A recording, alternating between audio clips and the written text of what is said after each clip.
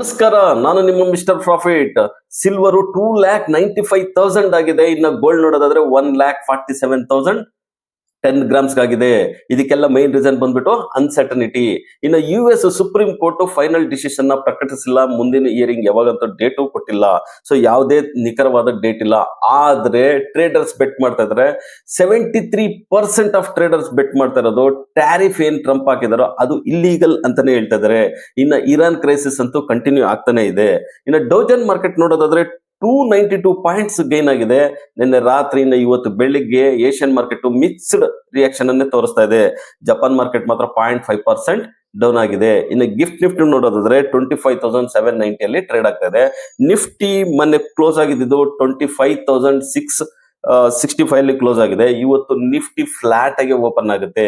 Nifty above 25,730 ಇದ್ರೆ ಮಾತ್ರ buying zone ಇರುತ್ತೆ, ಇಲ್ಲಾಂದ್ರೆ ಸೆಲ್ಲಿಂಗ್ ಪ್ರೆಷರ್ ಕಂಟಿನ್ಯೂ ಆಗುತ್ತೆ. ರೆಸಿಸ್ಟೆನ್ಸ್ ಬಂದ್ಬಿಟ್ಟು 25,800 ಆಗಿದೆ. ಸೆಕೆಂಡ್ ರೆಸಿಸ್ಟೆನ್ಸ್ 25,900 ಆಗಿದೆ. ಸಪೋರ್ಟ್ ಬಂದ್ಬಿಟ್ಟು 25,600 ಅಂಡ್ 25,500 ಆಗಿದೆ.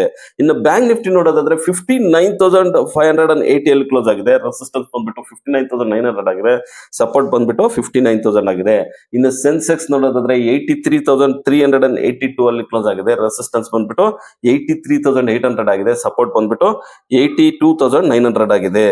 ಸೊ ಇರಾನ್ ಕಾನ್ಫ್ಲಿಕ್ಟ್, ಇರಾನ್ ಜೊತೆ ಯಾರ್ಯಾರು ಟ್ರೇಡ್ ಮಾಡ್ತಾ ಇದಾರೋ ಅವ್ರಿಗೆಲ್ಲ 25% ಟ್ಯಾರಿಫ್ ಅಂತ ಟ್ರಂಪ್ ಅನೌನ್ಸ್ ಮಾಡ್ತಾ ಇದಾರೆ.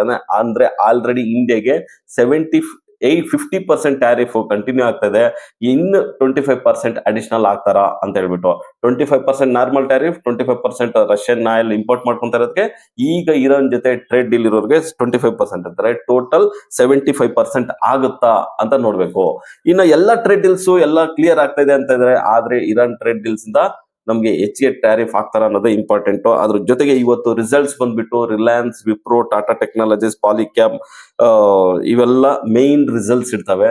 ಈ ರಿಸಲ್ಟ್ಸ್ ಎಲ್ಲ ಮಂಡೇ ಮಾತಾಡ್ಕೊಳ್ಳೋಣ. ಸೊ ಇನ್ನು ನಮ್ಮ ಚಾನಲ್ನ ನೀವು ಸಬ್ಸ್ಕ್ರೈಬ್ ಮಾಡಿ, ಶೇರ್ ಮಾಡಿ, ಮರಿದೆ ಕಮೆಂಟ್ ಮಾಡಿ.